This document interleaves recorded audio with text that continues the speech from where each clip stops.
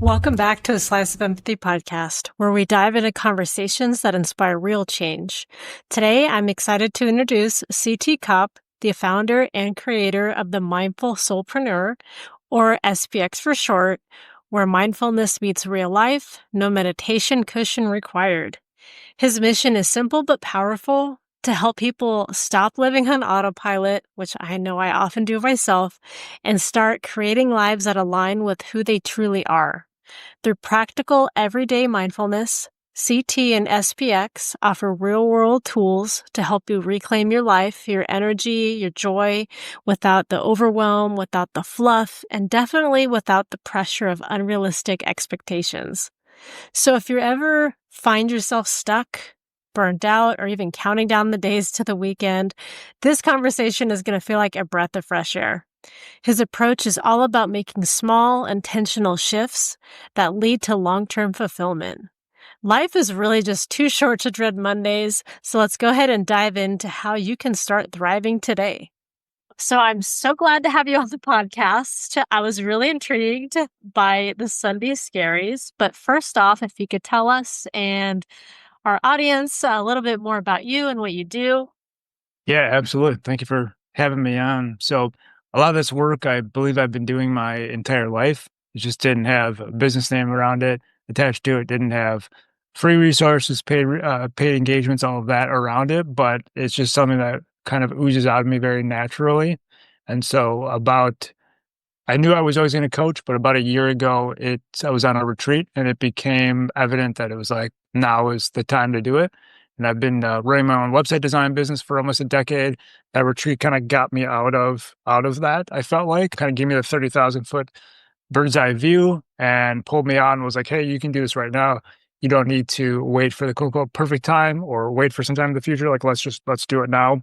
So there's been plenty of iterations since that point, but feel very called to the whole Sunday Scary phenomenon, let's call it, and helping people to break through that. And my mission is to rid the world of the Sunday Scaries, because I believe that if you are fulfilled by the work that you're doing, that the feelings that the Sunday Scaries bring on, whether mentally, emotionally, physically, that just doesn't exist. And so it's really trying to help people to work through the label and kind of come out the other side with much more confidence and clarity and feeling in control of their lives. Yeah, absolutely. And you mentioned that the Sunday Scaries aren't necessarily just about Mondays. Can you unpack what might be really happening beneath the surface? Yeah, I would say that we all obviously have different work schedules. And so that varies. And so somebody's week could maybe start on a Tuesday, others on a Monday, on a Friday, whatever that might be. But I've, uh, I know that the Sunday scaries are agnostic to what kind of work that we're doing. So you could be self-employed and feel them. You could be an employee and feel them. You could be a kind of a gig economy worker, a bunch of different jobs to make that work, and you can still feel them. So it doesn't necessarily matter the work that you do or the job title that you have. It's really like the feeling behind it. We can have all of the success on paper. We can have all of the numbers, the resumes, the job titles, the amazing corner office, and all those things, and be really unhappy and unfulfilled. And so that's why it always starts internal. And so to remember that success has nothing to do with external, but it's all about internal and how you feel on the inside. And whether you're making 40K or 400K, that doesn't. You can give me 50 new clients tomorrow, and that's not going to make me any happier inside. Yeah, and I think it's interesting that you mentioned self-employed people, because when we're thinking about the Sunday Scaries, I'm sure many folks are thinking about like the typical like 9 to 5, Monday through Friday. And that's really interesting that like even folks who are self-employed with the freedom to make their own schedules could be experiencing something similar. Can you talk a little bit about that? Yeah, for sure. There's the idea that entrepreneurship and self-employment is the the holy grail, sunshine and rainbows and unicorns. And there's many things that people that work 8 to 5 don't actually realize that Yeah. an entrepreneur needs to do, has to do.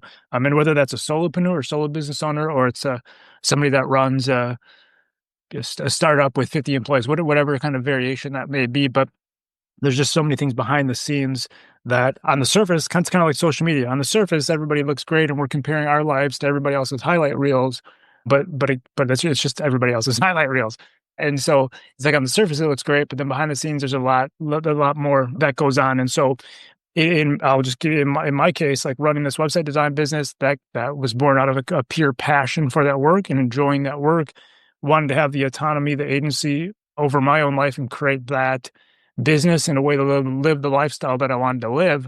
That all was great. However, as I continued to grow that, I realized that it it wasn't as energizing or fulfilling as it was when I started.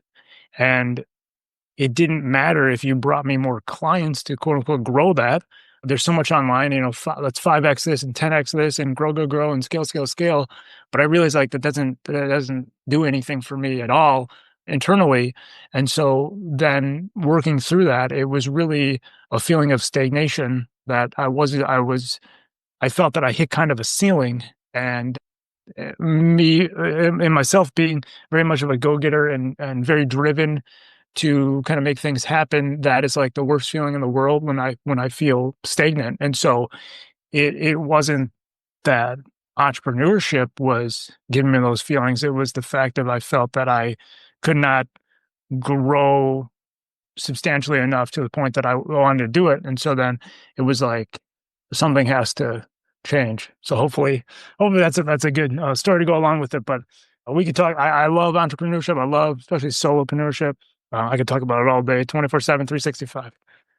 Yeah, and I can really relate to the feeling of stagnation. I was at my last job for 8 years and was unexpectedly laid off with many other people in my department. And on one hand, I did feel like it was probably like it's time for something else. It had felt like my position, along with like a variety of other variables at the time where I'm like, okay, it's probably for the best. And, after you kind of get past that initial shock. And like fast forward, I'm in another position where I am very much challenged in a very good way, but it can be stressful at times. I'm not gonna lie. Basically, my position is like a solo marketing entrepreneur. I'm the only marketing person in my department. So it can be a big job at times. I do really enjoy it, but it is a little bit crazy. And it's interesting because I've talked with so many other professionals who, were like, I want to be a director. I want to climb the corporate ladder and so on and so forth. Right. And I would say I kind of have a similar mentality. And you kind of reach a point, and I think so many other people are experiencing this, where once you reach these higher level positions and you get the title that you want, you're also finding that you're having just like less time. And I feel like that's kind of where that those Sunday scaries seem to kind of come in a little bit. You're at the end of the week, you're feeling like the weekend has just kind of flew by you, and instead of like having like time for that relaxation, maybe you're catching up from I don't know, things at work, or you're meal prepping, or you're doing household chores, or so on and so forth, things that you may not have time for during the week, right? And that can be really difficult, and so it almost forces you to kind of reevaluate, what makes me happy versus, like, this is what society says I should be doing. I should be climbing a corporate ladder. I should be moving from this position to the next position. When maybe what you really wanna do is maybe you want to be maybe you want to be self-employed, maybe you want to travel, and that might look different than a typical like 8 to 5, which of course, many of us like we need, stable incomes. And so we're often afraid of taking the leap where, a lot of people will sell their houses or quit their jobs and, save up money and sell everything that they own to go and travel, right? And so that can be just as scary as well. What would you say to anyone who might be experiencing something like that? I would say that a very common regret of the dying is to not take that chance.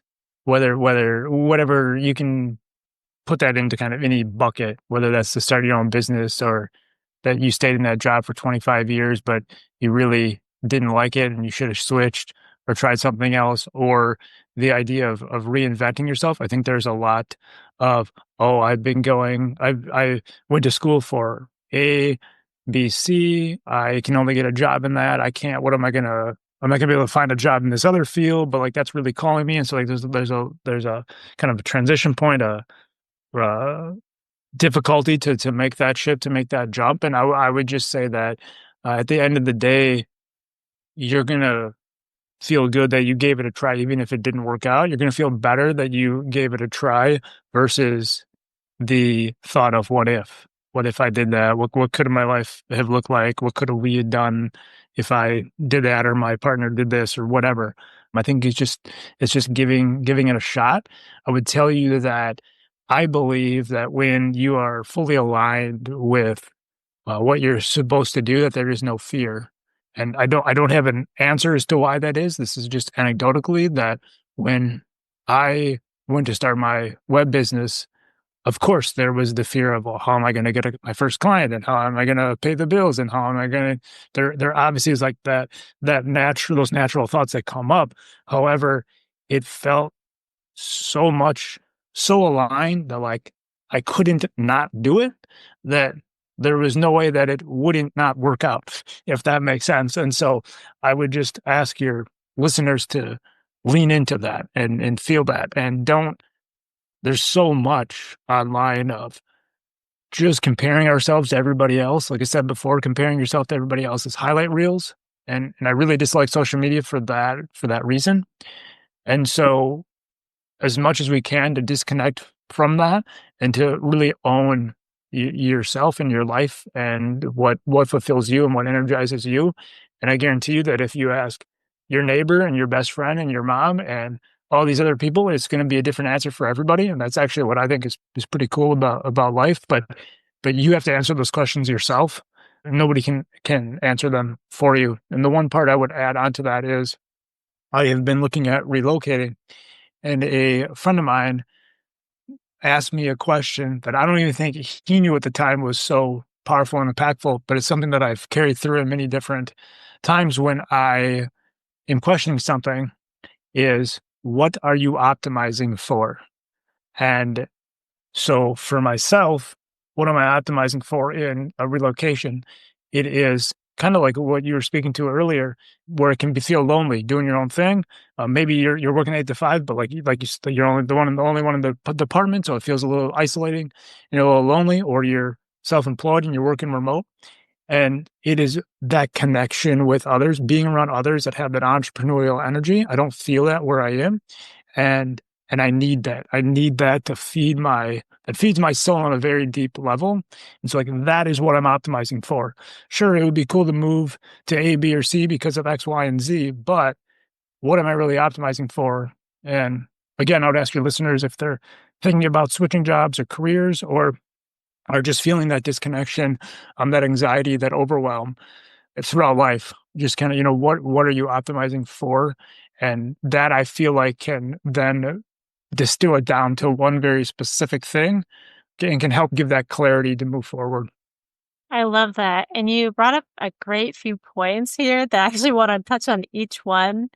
And the first one is like the feeling of connection. That's actually like one of my New Year's resolutions because, life ebbs and flows, and even I live in Sacramento, California, and I've lived in this area for about 11 years now. And I first moved here from my hometown, probably like one of the biggest moves that I've really had. And my husband and I had to make, new friends and new connections. And at the time, we're both introverts. That seemed a little intimidating. And we've made a lot of great friends. But what I have noticed is that, as, with the waves of life that, folks will move or they'll have families and they'll have different priorities come up, and friendships can often be seasonal in nature. And, so maybe the past couple of years, I want to say, has been a moment for me to kind of reflect and realize that I may need to start like making some new connections. And it's not that, I'm any, less close to any of my friends, but, as we're all in different seasons of life right now, I've just been really yearning for more connection. And so I've been making a lot more effort to put myself out there, whether it's, meeting up with someone to go for a hike or go thrifting or go for brunch or whatnot. And I feel like, for anyone who might be, moving or in a new place, this is so important too, especially down the line because we plan to move down to Southern California someday. And like, especially like during COVID, so many of us were at home, right? And it's really interesting for me that even though like I was working fully remote at that point in time, it's like we're isolated, but at the same time, I felt like for me, I was more connected than I really had ever been. Maybe because everyone's at home and we're all like scheduling all these Zoom meetings and we're being more intentional with our time. And now that things are kind of back to like, the normal going back to office and things like that, our priorities have kind of changed a little bit, like we're, facing an hour plus long commute, every day, depending on the role that you might have. And so that might make things look different. And then I also wanted to kind of touch on like the job stagnation too, and just feeling stuck because there are so many people that I know that do have this fear of maybe switching careers for a variety of reasons, either because they feel like, that maybe they're just tired of what they're doing and not being fulfilled, or maybe they're having a hard time finding a position in the industry that they normally work in, and they may need to pivot a little bit. So I really appreciate that you mentioned those things. And, you know, I often say as well that social media, it really is a highlight reel and it does like, I'll find myself like scrolling through Instagram or TikTok and whatnot and find myself feeling bad about, oh, what am I doing wrong? Why am I not like, a freelancer like 100% and, traveling the world, right? And it's so easy for us to like go down like those paths. And I think that's, it's really important. And I have to remind myself at times that like, it really is a highlight reel. We're not seeing, the difficult things like the behind the scenes, the B-roll and all of that.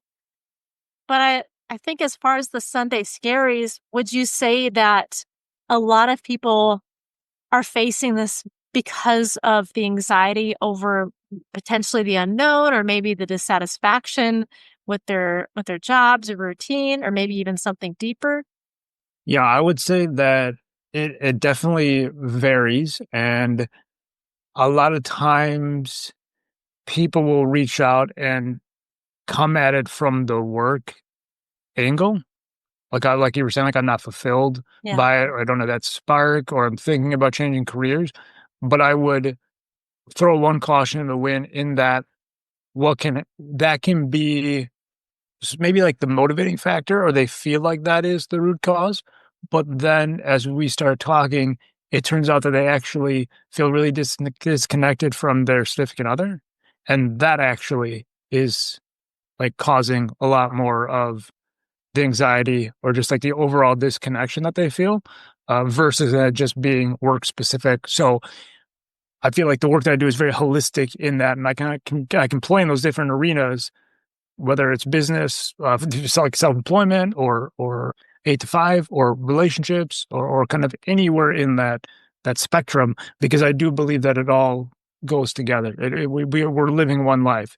Sure, the work-life balance may be a myth, and there's many thoughts around that, but the way that I look at it is it's literally one life. And so whatever we can do to optimize for ourselves and create the life that we're excited to wake up to, and it's obviously going to look different for every single person, but that's the fun of it. And I would also say this, that I'll give you this example. Ever since I was a little kid, I have loved dogs. And over the last 6 to 12 months, I can't tell you how many dogs I've seen while I've been traveling around, like in airports. And it's like the coolest thing ever. And it lifts my energy like tenfold. And why I'm bringing that up is that something that you enjoyed as a kid, that if you reintroduce that into your life, you actually may get a jolt of excitement and like overall satisfaction that then work doesn't feel as, I don't want to say scary, but like as unfulfilled or as monotonous, or like can kind of take the edge off, so to speak. And so that's just an idea to throw out there, because I do think as we grow, we kind of just put aside those things that we enjoyed as a kid, or like we can't do that because we're adults now, right? So Yeah. just thinking through that, I think everybody has those different ideas or activities that they really enjoyed. And it could be solo, it could be, groups or whatever the case may be. But just to reflect back on that is important. Such a good point. And it's interesting you mentioned that because I'm part of a group of friends. We call ourselves the Dream Team. And one of the important topics that has come up is kind of like reintroducing that childlike joy, right? And we put a lot of our, passions and hobbies aside once, we're maybe going to college or we're getting into the work world where, we have less time for these things. And so we have to be ever more intentional about it. And that's kind of what's interesting about like COVID, for example. Like for me, I really enjoy art and I spent a lot of time painting. Well, now that the world has kind of go back to normal, I've kind of put that aside. And so I have to be ever more intentional. Like I would say probably in the past year, I decided like I really love ceramics. I loved doing it as a kid. I'd love to try pottery. And so I took a few classes and I just really, really enjoyed it. Like I was really in the zone, and it's really something that we have to be like reminding ourselves routinely, and even like budgeting, even if it's only like an hour a week or something like that. Even a little bit of time that you can put on your calendar amongst everything else that you have jam packed in there. I Mhm. think we forget to prioritize our own interests ourselves, because we have so many demands and wants of us throughout the week. And so I'm so guilty of that. And as I said, I really love ceramics. It's been a few months. I've had a lot of other things on my plate, but I also would really like to start getting back to painting again. And I think for any of our listeners, if there's something that you really enjoy that you'd like to pick up, but you're so convinced that like, I don't have time for this. And I feel like we all have the same number of hours in the day. I mean, that I don't feel like that. That's a fact, right? And it's really like we want to prioritize, right? And I think as they say, like saying yes to something means you're saying no to something else, right? So you might have to rearrange your time to fit that small bucket of time in there, but it can be doable. I also wanted to, ask you like when we are feeling these Sunday scaries and we're trying to pivot from that mindset, what would you say like a typical Sunday like would look like if we are prioritizing ourselves? Many people are just, we're hearing like, oh, you should just relax, do some self-care.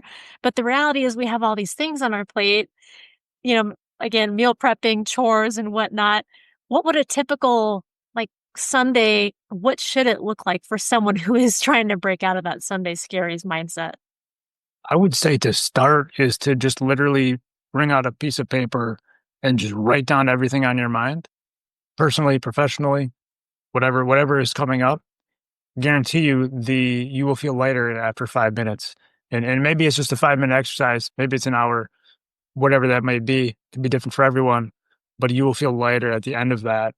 I don't know the scientific, I'm not a science guy, so I don't know, I can't tell you the scientific reasoning, but there's something with that to get those thoughts out of your head and on the paper, that you can kind of let it go. And that I would just say is a first step, because I know that so many people feel that overwhelm and feel that like anxious monkey mind where we're going in 52,000 different Yes. directions. So being able to just bring yourself out of that. And so what I'm saying is that it's not meditating on a mountaintop. It's not, it doesn't need to be that way, but it's really like bringing the present. I call it, mindfulness without meditation. It's just bringing that everyday, present moment awareness to the situation. Again, not meditating on the mountaintop, but like being here, right now, instead of scrolling or doing all the or Netflix binging or whatever it is to get away from it, to kind of like to push it to the side, but let's actually start to work through that. So I guess, but to back to your question, like I'm not sure what a typical day would look like, but what I would ask your listeners is like what feels right to them, what energizes them, and that could be meeting with friends for brunch, and that is super fulfilling to them because they're extroverted and they're more social and they want to feel that energy, that excitement around that. Or say you're introverted and it's much more of a quiet day and you're having coffee and you're not looking at your phone for the first 2 hours of the day. And no, that's not because you're doing a cold plunge and every other amazing special morning routine thing that you have to do. What, again, it's just what feels right to you, and having that slower morning to kind of ease into the day and kind of prepare yourself for the week ahead can help. So again, it's like figuring out yourself, what fulfills you, what energizes you, and just really sticking to that. Yeah, and you brought up such a good point because I think many of us, if not most of us, are spending more time than we realize scrolling through our phones. Like, we're simultaneously so busy, but yet we're spending all this time on our phones or maybe our computers and whatnot, even if it's not necessarily work related. So I feel like, in a world where we're so busy and our schedules are packed, like I feel like we should be able to fit in 30 minutes to an hour to do that workout or read that book or do that painting, right? Or go to, take an hour to go to brunch with your friends. And Or take a yeah, freaking nap. What? Like, yeah, it doesn't matter. exactly. It doesn't matter. It doesn't matter. Oh, 100%. Like I have done that on my lunch hour and it's the pick me up that I sometimes really need. But yeah, I think it's just like so important for us to really just be aware of how we're spending our time. And what would you say are some of the most common myths or maybe even coping strategies that people are using, maybe even at a detriment that they don't realize when it comes to the Sunday scaries, making it worse? Yeah, I think it's a lot. It's a lot of the scrolling, like the phone use, the like whatever they can do to kind of cover it up, to hide it, to not think about it. I think there's a lot of that. So let me have this amazing weekend. Like, oh, Friday comes. I guess let's just play this out. Friday comes. We're all excited for the weekend. And we do all these things so that we forget about work. Then Sunday night comes, Monday morning comes, and we're dreading that and we're wishing that the weekend was longer, and or how the heck did the weekend go by in 2 seconds. And so anything that we can do to kind of pull ourselves out of that rut. And I would say that it doesn't have to be this routine. Like, don't think of it as like every Sunday from X to Y I have to paint or I have to Yes. go on this walk or whatever the thing is that you want to do. I think there's a lot of that. Like, as I kind of take a 35,000 foot view back, feel there's a lot of here's the 22 things you need to do in the morning to optimize your day. Like, we're just like overconsumption. We're like consuming all these things of this is what you're supposed to do and this is how you're supposed to do it. And then before you know it, we're doing this ridiculous robotic Yeah. routine. And so like, and I'll just give you an example. Like, I use Audible a bunch to listen to books, but I would tell you that I've probably listened to maybe 3 over the last year, and the majority of that listening was probably over 45 days, and then I just stopped, and I don't have a reason why. It's just like it called me for a certain period, and then I just don't feel it. Uh, and before I started my business way back when I was the first business, I was reading a bunch. I was listening to all these books, and then it hit me that am I actually doing anything with it? It's like I'm consuming all this stuff, but then am I actually implementing anything?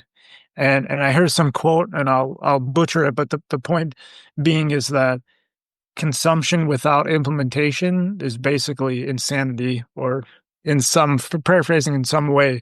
But that really hit me because it's like if we're just consuming a bunch of things and we aren't actually implementing them, or if we are implementing them but they don't actually feel right to us, then we're doing a disservice. So Yeah. it's really just kind of getting deep on yourself, and wherever like you are in that particular time in your life, and whether that's a day, a week, a year, 10 years, whatever it might be, whatever feels right, just go at that. Yeah, 100%. And I want to touch on your book, a little bit. It outlines a new approach to realignment. What would you say that realignment really means in this context? I would say that it is on a soul level. It's like it is deeper than anything. It is like alignment within yourself, within your body. And that may sound like spiritual in some way. I don't mean to be a woo woo, but it's that all of us has something that calls us deep inside of ourselves. And when we kind of when we stop, when we give ourselves enough of downtime to hear those messages, like things will come through, signs will come up, synchronicities will come into your life, but we need to be quiet enough internally to hear that. And if we're just scrolling 24/7 and our minds are having that monkey mind, we're not going to be here, right now to be able to receive that. Yeah, that's such a good point because I feel like so many of us were like doing so many things that we have very little time to actually like really be alone with ourselves, like really like away from any sort of distractions, like your phone and just completely like listen in and tune in to like what we're feeling and thinking and what's really going on. And how would you say that work culture and expectations kind of help fuel those Sunday scaries? Wh- Do you think that this issue, fixing it, could be done without having to quit your job? Yeah, I think the pandemic put it on hyperspeed. So I think they're all things that maybe were like a low hum below the surface. And then I'll just say the invention of the normalcy of getting on Zoom or video calls, like the easy accessibility of that, then turned into this, "Oh, well, I'm not actually 8 to 5, I'm basically, 8 AM to 8 AM," or whatever, like, we're just all on 24/7, 365. So any, self-employed individuals, please, like well, I shouldn't say just self-employed. Everybody, let's set boundaries, but I feel like sometimes self-employed's a little bit easier to kinda make that break, but I think it just exacerbated it, like the pandemic and then everything after the fact just, again, like, made that accessibility to everybody easier, that, like, ultra connectedness, and then I would say, actually, if we go all the way back to the beginning of the conversation where you're talking about connection, that's why this is so, like, interesting because we're living in our lives in the most digitally connected era of the world, yet we're the least actually connected. Like, there's so many studies out there that show how we don't really feel, like how the being talking to people on a screen does not give you the same feeling of being in that coffee shop or that brunch, having that quality time in person with people. And so we all have these phones, we all can connect with people from all over the world, yet we actually are not, fulfilled by that. And so I love the idea of just bringing people together, creating that community, creating that genuine, authentic space for people to connect. And I know that's I mean, it's important now, but it'll just be more important as time goes on and the AI gets more. I mean, before we know it, like we're not going to do anything. We'll just tell AI to do this and do that, and we won't have any human connection or time to connect. So the more we can make for it now, the better. Right. Yeah. I mean, we're using AI to send emails and messages and honestly, I think that's probably partially why I, went through a period of time where I was feeling like disconnected, like in a world where we're so connected, but we're so disconnected at the same time. And for example, like I have so many different, online friends or friends who are in, different states, different countries and so on and so forth.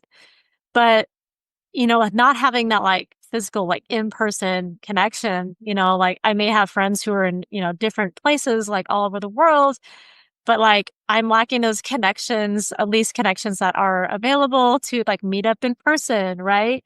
And it's interesting because I'm in a local, like, a friends meetup group, and, sometimes there are folks who are specifically looking for people, like, just to text, like, not to meet up, and, That's great for some people, but like for me, like my purpose in joining these types of groups is to like really like meet up in person and get together and like experience life together.